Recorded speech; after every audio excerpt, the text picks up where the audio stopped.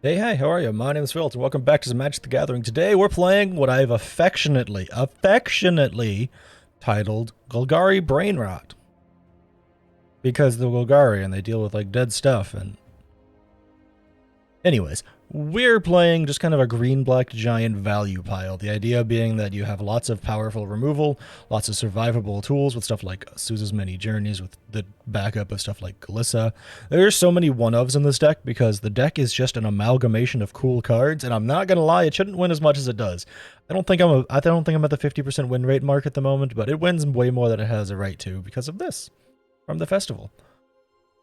Look at the top 5 cards of your library. Put up to 2 permanents with mana value 5 or less from them on the battlefield. The only thing Storm of the Festival doesn't hit is Nissa and Vraska. It hits everything else in your deck. Now, don't get me wrong, we have lots of non-playable spells in this pile, like you could hit a Terra Sunder or an Sousa's or go for the Throat, but the odds of you getting 2 really powerful things for your 6 mana Storm the Festival is really nice. And we have ways of getting there between Sousa's Many Journeys and a Topiary Stomper and potentially just Galissa drawing more cards. And we get tons of protection via our powerful Planeswalkers, and I personally stuck a 1 of Galissa Herald of Predation in here. The card does surprisingly well right now. Being able to just consistently keep incubating twice every time you enter combat really seems to get to people's mental state, and they really try and just like keep burning you out really, really fast while you just like keep incubate tokens around. Either way, let's hop right into some games on the ladder and see how it performs in the ranked queue. We're going first with an okay hand. We keep. It's not the best hand around, but it's okay. We do get a tapped land on turn 1, which is never the worst thing in the world. Golgari kind of has a bunch of tapped lands right now. That makes me think it's going to be like all creatures. No, it might not be. Ooh, let's duress them and see what they're playing. Ah, they are playing Fight Club. We'll probably take away the Boseiju. They're probably about to play the Scrap Gorger, but we can tear it asunder, I believe, right? Isn't it an artifact? It's not an artifact, that's my bad. We cannot tear it asunder, I'm sorry. I misspoke. We'll play our Shigeki, though. Unfortunately, they'll be able to start eating away at our graveyard here in a second, but can't win them all, right? I feel like my opponent's about to Weatherseed. Yep. I don't know why they're running Weatherseed Treaty. It doesn't really make any sense at all. I've noticed that every green deck lately, people seem to like have this weird mentality in the back of their head of, I need, absolutely need to make the deck do X thing. And I'm just like, you don't need to make the deck do that. Fun fact, we're going to kill the Scrap Gorger. Since it's not an artifact or anything, we're just going to get rid of it. It just means that they have to put the thing on the Saproling now. If my opponent draws a black source here, they might try and do the thing where they play this guy and then make it attack my Shigeki, so I have to sacrifice something. Do they know the tech? If they do it right now, I can just bounce Shigeki back to my hand and they've lost their legal target for the spell.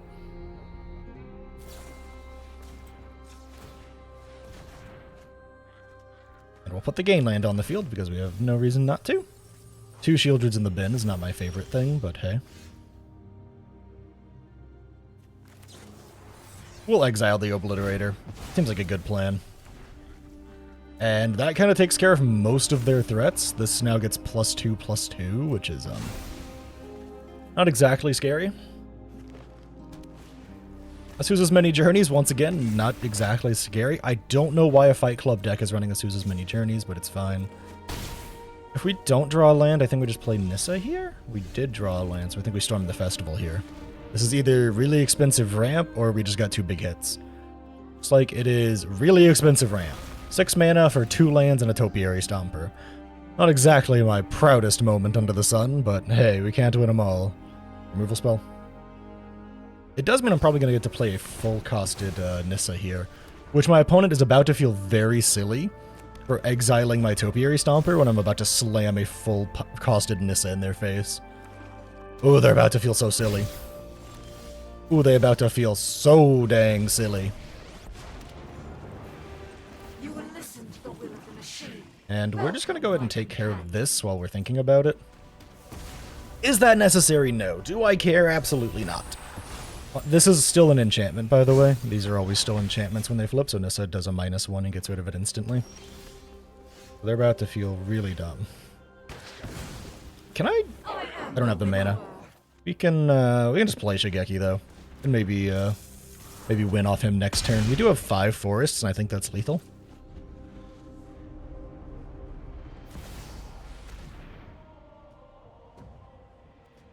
Okay.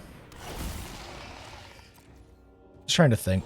How do I do this? I think if I bounce Shigeki back to hand, I can go get a removal spell. If I do X equals 1 and go for the throat and then pay properly. Yep. I kill. And I don't believe I have enough forests to get lethal here, but I win now. Fight Club deck's just not that good. Okay, it's fine. It can sneak up and surprise your opponent if you're not from the get-go playing Bushwhack on turn 1. The reason I wasn't concerned about this deck at all, by the way, is my deck has a pretty good matchup into it. And when they're playing early stuff like this, like, I know I duressed them, so I got a head start, but like they were playing early Bushwhacks and stuff. That is a dead giveaway for what the deck's running. My deck has a really good matchup into it. I don't really play that many creatures till I'm trying to win. And at that point, I've typically cleared out the board a couple of times and then just like stormed the festival for tons of advantage. My Golgari deck reigned supreme. That was fucking dumb. Anyways, GG's. Well, my unlucky streak continues and my opponent goes first. It's fine though. We'll probably be okay. Never mind. This is probably Mono Blue Jin, and I'm gonna cry. This is probably Mono Blue Jin. I'm gonna cry. I mean, honestly, if they just slam their Jin here, that's hilariously fine by me. I think they finally have something worth playing, so we're gonna try and play Topiary Stomper here to bait it out of them.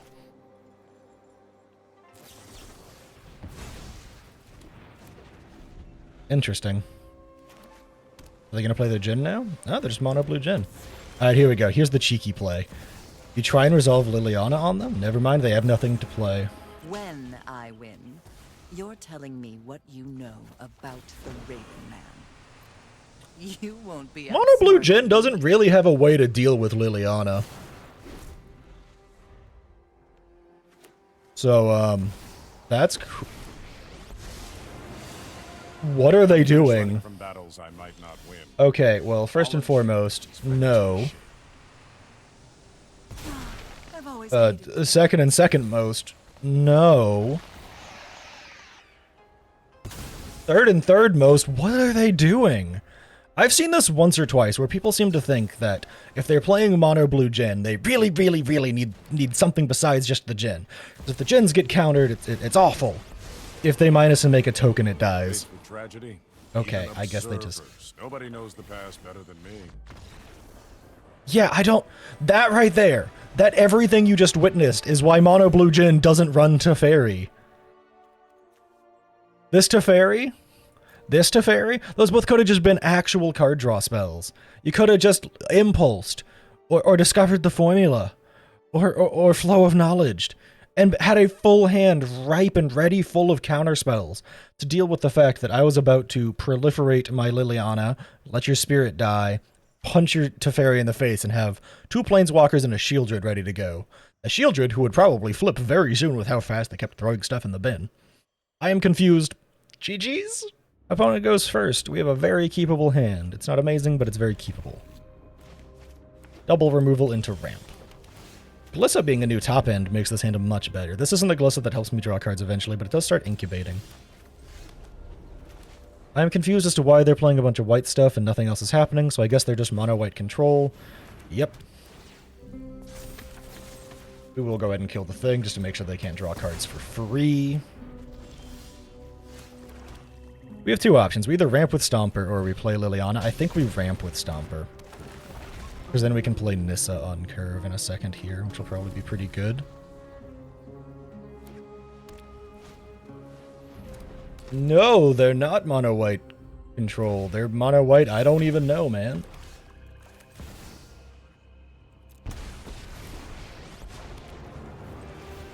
Posh. We're gonna blow that up now, I guess. Nissa might die, but we took away their ability to draw a card this turn, so that was cool. They have to really stop and read the Topiary Stomper, which is fair, I guess. Okay, yeah, they're just mono white, go wide. Opponent, you could've... I guess that one life really mattered to my opponent. I guess. I really have no other answers. You will soon realize your error. I have black man open, so I can march something. We'll incubate X twice. Or, sorry, incubate 2 twice. We'll start making up ourselves a bunch of tokens. We'll have a Tear Asunder to maybe pop off on something else in the future. Who knows? We almost have our 7 mana. Unless they're running Farewell, these tokens are basically completely safe. That's annoying, but we still have a Tear Asunder as backup. There are good people in this. Yeah, so I feel like they're just going to do a -3. We can Tear Asunder whatever it is. Plenty of connections. They hit a wedding announcement here. We're sad, but it's not the end of the world.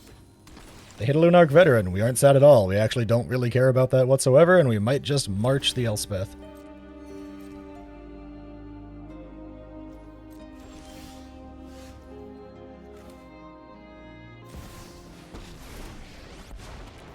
We're going to play our big tree friend. Symbiosis is harm. Every seed contains. Yeah, I do think we're going to, 2-3, sorry Lily, kill off the Elspeth, gain a little life back. We will go ahead and transform our incubator tokens for free here. Swing with the Stomper, see if we can't get off that shield counter just to be efficient. I guess they just really wanted to take 4.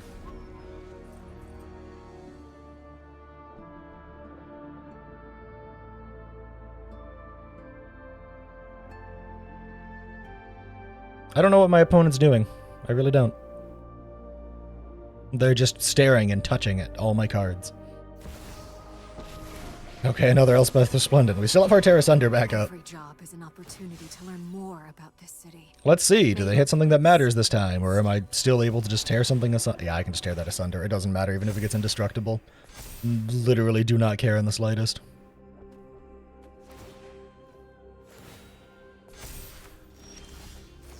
Oh no! Anyways, it's gone.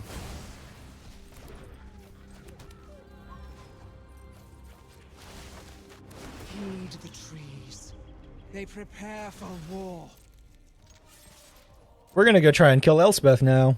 We can flip our incubator tokens, that's why we're not scared. Elspeth dies here, by the way. They physically cannot stop this attack. They probably have a board wipe incoming on the way that they... Try on not the way to that they're give up. playing. Either that or they're just going to keep playing Elspeths.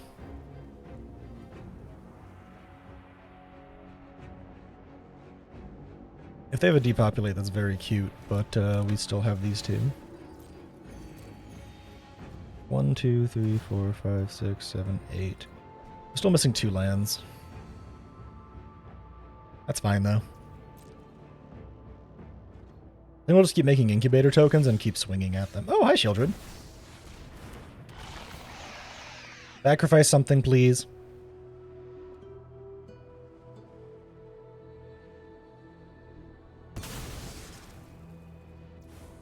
It's required by law. Rich soil grows. We'll play an untapped land here so we can flip 2 incubator tokens if we want to. Keep swinging. They have to block the 9/9, right? Because that's a lot of damage. I guess they could have a Wandering Emperor, right? But no, they have a Fierce Retribution. Okay.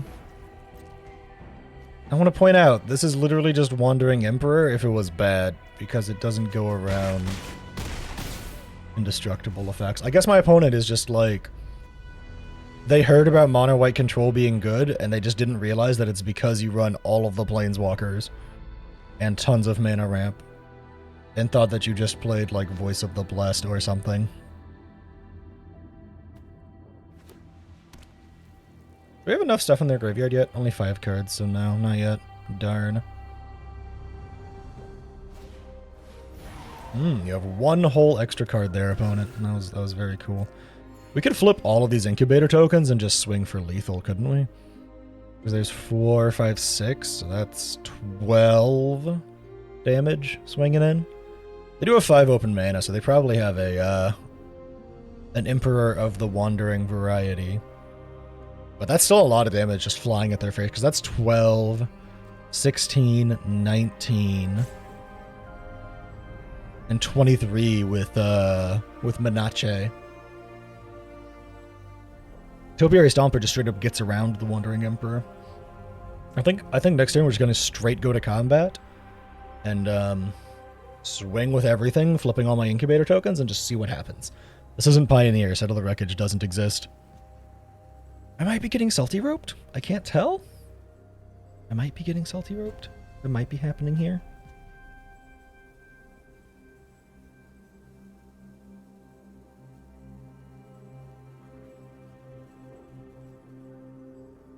I think they may have realized that what they have in hand isn't good enough. No? No, they're just thinking?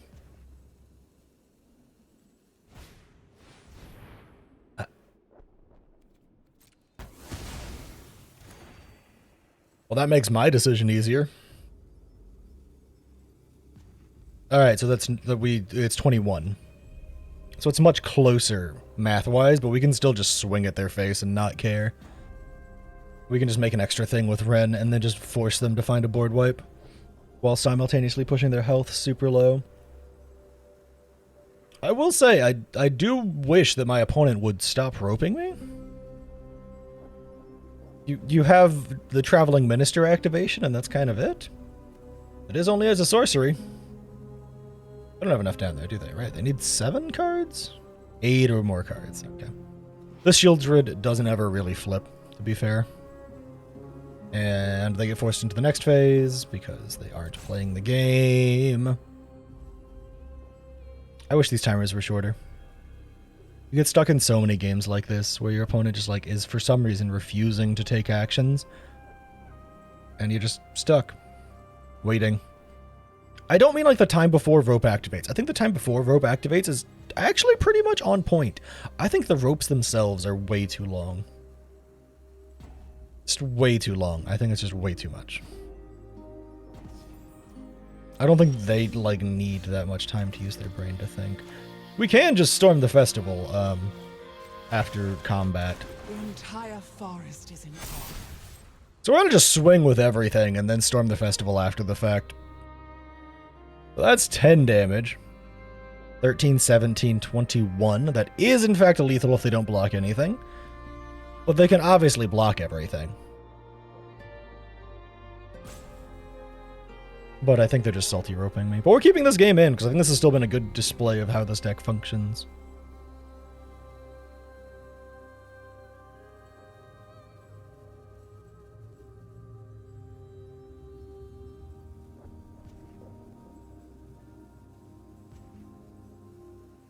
Are they just not here? Did they just give up? Did they just give up and run away? They could keep going. Maybe their deck just doesn't have board wipes and they've realized how truly boned they are. And they just gave up as a result of that. Well, we pulled that out because, well, we were... Honest to God, from the point in time we got Glissa down onwards, we had that in the bag. But GG's. Oh, I mean, goats, we get to go first. We're keeping. Just in case we want to march on curve, we're gonna play the... Or we wanna march by exiling Gix's command, we're just gonna do that. Nope. Alright, well we did get some extra lands, so we will just run out the Azusa's mini journeys. Hopefully we just draw an extra land here. That'd be sick. Question mark. Kami of Transience, but no other colors of mana. I think we just wait and see what happens here. They only have green. I'm waiting for the white. There it is. We will, in response, bonk him in the face. Oh, we have 25 life. I think we just play Shieldred here.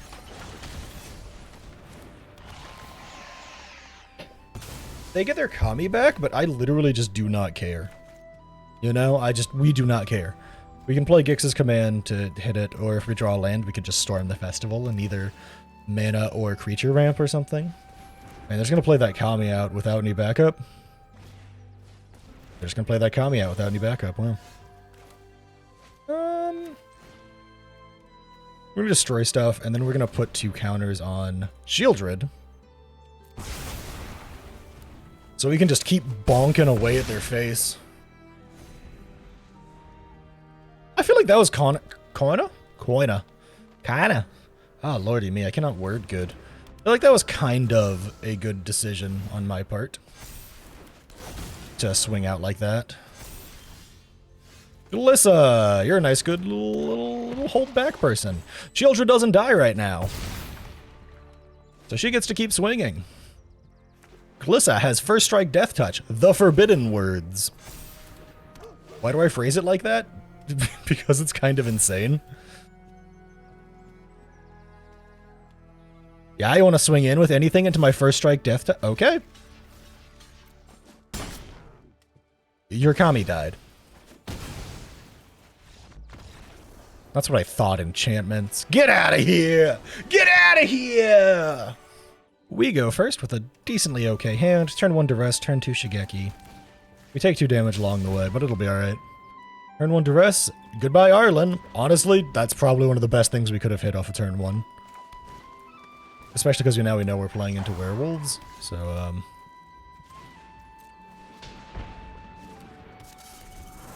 Now we have options. We basically only need to start worrying on turn, like, 4 onwards here. And then they can play Helana and Elena. But yeah, I think we need to mana ramp right now. I think that's the most important thing that's happening here.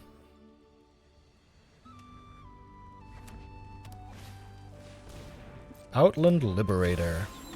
If they try and target, then I'm just going to bounce Shigeki to my hand.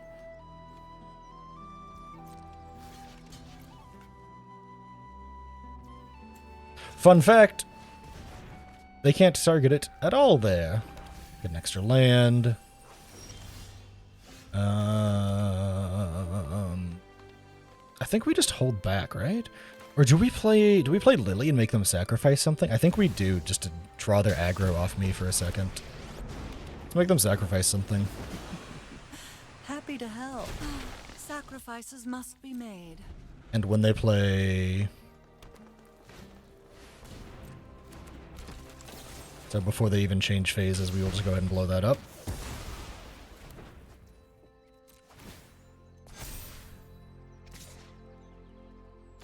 This is mostly okay. We're a little low on life, but we can probably pull through. This isn't how things were. Glissa! Alright, well, they kind of can't get past me anymore.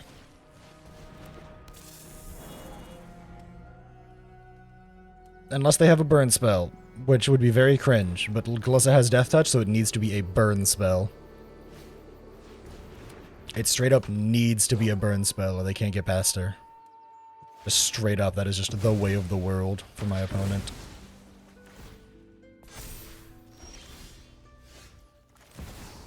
We're gonna do this. It's gonna hurt a lot. But I want to start getting a bigger board state up, so I at least have chump blockers. Like, they can probably end up gaining a ton of life at some point here, but... it'll be alright. We'll just slowly work our way out of the situation.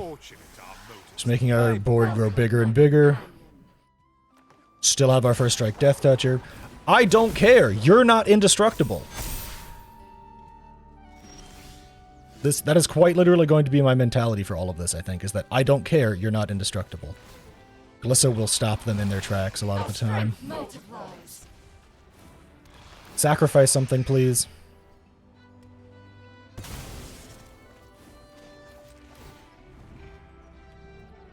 We do not want to reveal that. We'll start getting life with our flyer. Highways are not for the weak. Unless they find a way to, like, Giga Trample. Hello, cat. My cat has decided to join my recording session. I think my opponent is realizing how rough this is for them right now. Hopefully we just, like, don't let Glissa die. Or we just make an army of tokens with Nissa. That's also fine.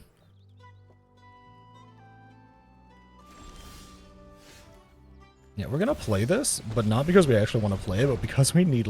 I guess we can plus first, right? We prefer not to fight. Decline. We don't want to lose that much life. Not Dire times Shadows call for dire. There we go. Now we're finally getting some lands. Just keep swinging that one, and we will just build up an army of blockers until we can slowly burn them down with our flyers. Like, you're getting bigger, but like until you find a way to trample over, I don't think I'm scared. Alright. I think we have stabilized. Make a flyer. We'll keep plussing. I think we almost have lethal. You. The will of the woods is made manifest. I think we almost have lethal, right? 1, 2, 3, 4, 5.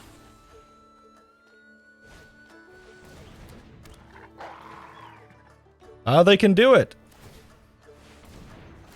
Look, that's great in all opponent, but like, I can just chump block. Oh, you want to send them both at me? Okay, well, you die now. Because I'm just going to kill you on the way back? Okay. Bye. I don't... Did I have fun? I had plenty of fun. I think that was them just realizing that Nissa was about to give me +5/+5 and trample on everything. Weird fact, I think if they had forced my hand sooner with those attacks... No, wait, no, they couldn't have. Because of Glissa. This card is broken. My brain for a second there thought that they could just attack past Glissa, but like, they literally can't. It took something like this to show up, but at that point, I was set in the shade. And then I was going to flip my tokens, minus Nissa, potentially tear us under something to get it out of the way, and we were just going to win from there. GG's. We're going first. I'll keep. Somehow accidentally set up an instep stop? Don't know how I did that. We're doing it like this because... there was no reason to play Zeotor's Proving Ground tapped. We didn't have a 2-drop.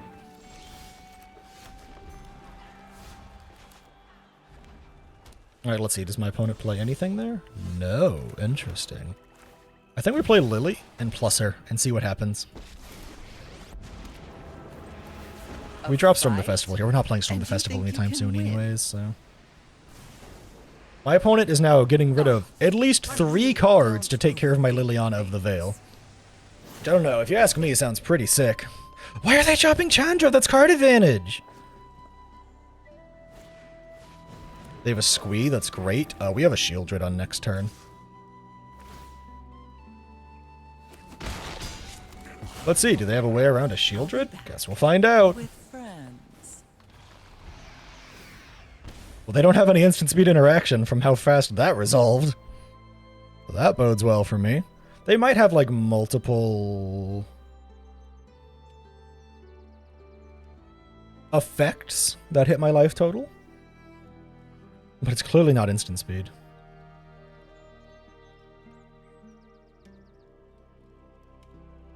Did my opponent just salty rope because I played a Shieldred on curve? Because if so, I'm not going to lie, that's the funniest shit I've seen all day.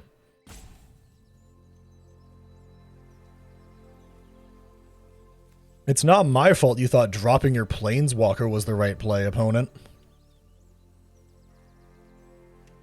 Kind of fun fact, we actually would never block with Shieldred, even if they don't have priority, because some mono red decks have taken to running Strangle to help finish off threats like Shieldred. Because it doesn't hold priority. It's a weird mind game thing that exists mostly only on Arena, where like you'll sometimes play a sorcery version of a card, or sometimes play an instant version of a card, just because it'll make your opponent think you have different things. Like you'll play Elspeth's Smite in some decks, make your opponent think you have instant speed interaction that's better than it sometimes. And other times you'll only play Lay Down Arms to lull your opponent into a false sense of security. We're just gonna play Sorin on our turn and see what happens, personally. Because I think my opponent has salty roped me out. Nice. Out of my Nope, way. we are not doing that. Nothing on Innistrad. We are not putting Ren and 7 in our hand. We are not losing 5 life to Mono Red without them even hitting us. Man, I think my opponent has salty roped me, though. I'm putting these in the video, not to name and shame, because it could also just be my opponent has disconnected, their phone broke, they dropped their phone in the toilet, their computer broke down and crashed, they don't know how to close out of the game, they don't know where the concede button is. You know, it could be any number of things, but they're also just staying in here just to remind you, this is how long your opponent has to wait. This is it. And some people, like me, they'll revel in this. You might think you're punishing them by making them sit through the timer to get their precious little rank up points. Nah. I made a mono red player salty enough that they roped me when I played a absolutely normal card of the format on curve. Chef's kiss. You don't plan around Shield of the Apocalypse, you're planning to lose, bud.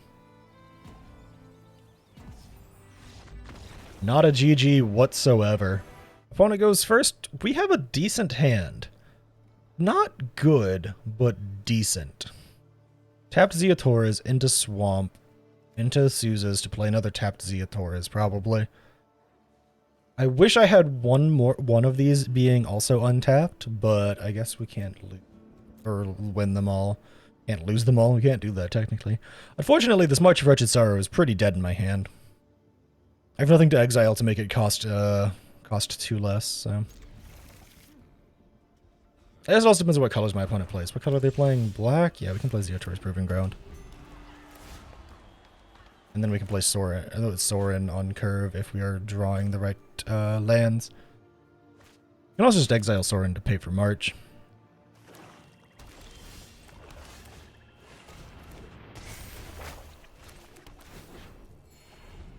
You can also just play Lily on curve, depending on what they play here. That might not be a bad idea, just play Lily on curve. Liliana of the Veil. Such a good card. I'm shocked they reprinted her. She is so powerful. Oh, they're Orzhov. Okay. Do we exile that? I don't think we do. I don't think we care. I think we just play Sorin and get our card advantage rolling. I take no joy in the slaughter, but it's necessary. We had so much extra life, that was worth it. Not for the weak. Do we play Topiary Stomper here? Maybe. I don't know. I think we might. I guess it depends on what my opponent plays, right? Another Restoration of Iganjo. I've never seen someone so into ramping in not green colors. We can still tear asunder the Restoration when it flips. We'll go get an extra green source, I guess. It doesn't really matter. We have 3 dual lands right now. Reveal the land. That's the turn. Nothing on Innistrad is free. We can play both Terra Sunder and Liliana on this upcoming turn, which will be really nice. Nope, no ossification. I'm always surprised to not see ossification when people are running decks like just a giant Orzhov pile. Okay. I'll clean up this mess. Okay. Kneel before the Emperor of Kamigawa.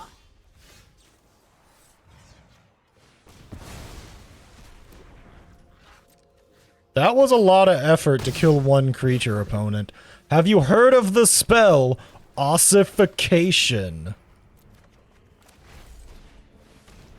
Blood for knowledge. A fair trade. We're just dumping our hand here because we have no reason not to. My opponent is completely tapped out and we just don't care. We'll drop Lily. We all have things we'd rather forget.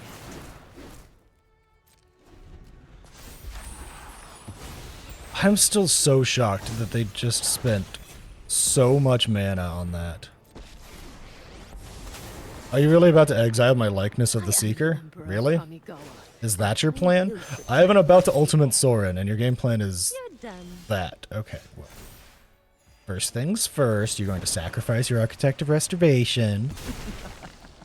Off you Next go. things next, we'll reveal with Sorin. Reveal that. There's no reason not to. We will, My ways are not for the weak. do this.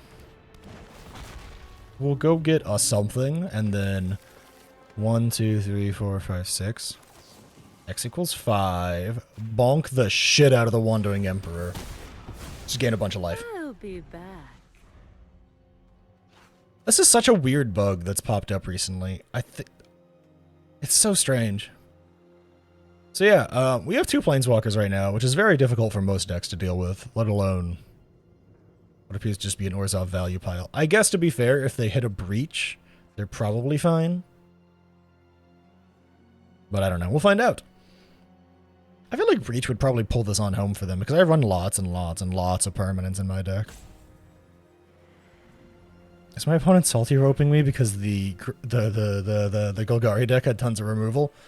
I'm sorry, that's the meta. We have black color in the deck. We have tons of removal. Just because you're not taking advantage of it doesn't mean I won't. Y'all realize that? That black just has so much removal right now? I think people sleep on some of it because some of it is Path of Peril, some of it is Gix's Command, some of it is an Invasion. Black has a lot of removal right now, though.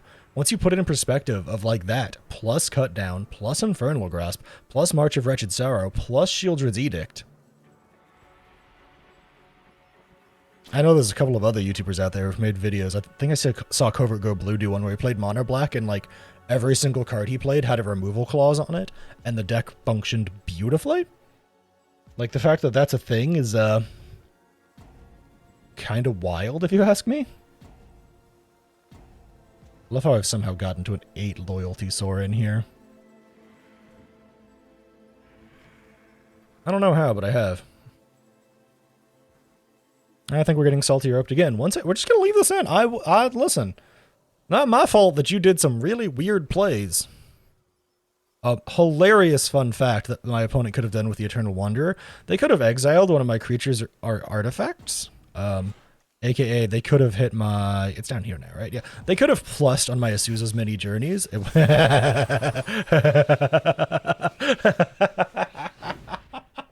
Oh, no! They could have plussed on my Azusa's Many Journeys. When it comes back as, I believe, its enchantment version. They would have lost the creature, and they would have plussed their thing. So then if I removed one of their blockers, I would have only done 4 damage to their Planeswalker. I think their mentality was that, like, they'll get rid of my other thing when they play their Wandering Emperor, but, like, you don't want to dump loyalty on your Planeswalker when you only have one thing to defend it, right? Also, my opponent is absolutely salty roping me, but we're going to play this out as if they're not. Oh, wait, no, we'll probably just win here, right? Yeah, there it goes. We got salty roped again. Or their game crashed and they didn't know how to turn it back on. I won't be too mean about it, but we won. I will explain my last turn so that you know how screwed my opponent was. It was going to be play Vraska plus Liliana, proliferate Vraska minus Sorin, bonk him in the face with Topiary Stomper. They would have taken 17 damage that turn, and I would have had 3 Planeswalkers on board proliferating. That would have been pretty sick. So how did the Brain Rot perform? Well, you saw it. It performed pretty well. We got a couple of salty ropes out of people. We played pretty well into some tense matchups, but I think overall this deck is honestly solid A tier. I don't think it can truly compete against some of the best decks of the meta that are counter matchups to it. Like, I believe, like, real Atraxa, not just like weird Sultai nonsense, which I've seen a few times on the ladder. Sultai nonsense, splash white. Or just no red, depending on who you ask. I've seen those decks a few times. They do pretty well, but like Planeswalker heavy decks are typically what's going to stop this deck in its tracks. So most of the control decks of the meta, mono white mid-range, typically has a pretty good time against you. But as you saw in that last game, sometimes you just don't do the right plays, and as a result of that, you end up losing. But that happens with any deck. It does pretty dang good into more like stompy aggro decks. Glissa Sunslayer and Glissa Herald of Predation are 2 amazing one-ofs in this deck that will just slowly grind those aggro decks to a halt. Either via slamming the board with tokens, or by just having a body that prevents their big thing from attacking and really getting past you. Because First Strike happens before even Trample goes off, so they'll First Strike it, and then it dies, because for some reason First Strike Death Touch is a thing. I'm not going to lie, I did consider splashing into Abzan to get Thalia and the Gitrog monster in here, but I felt like the deck flowed much better as is. This is a variant on another deck that I've seen floating about. I believe it was a Sonio list, but I'm not going to lie, just a giant Golgari pile full of good stuff that uses Storm the Festival as your top end isn't the, it's not the craziest deck around. It is very fun, it is very efficient, and you'll typically just ramp out lands really fast. But if you're playing into mill of any sort, you're probably going to lose hard. If you're playing into like full control, like Mind Splice control, you're probably going to lose hard, even with Terra Sunder to take them out. And if you're playing into like classic blue-white control with tons of Planeswalkers, Teferis, and Wandering Emperors abounding, you might have problems into that as well. But it's still a very good deck. I'd say it's solid A tier. I think we had above a 50% win rate in all of my games, even including the salty scoops. But yeah. Thanks for watching. Don't forget to like, comment, subscribe. Deck list to be down in the description as per normal. And I hope to catch you in the next one.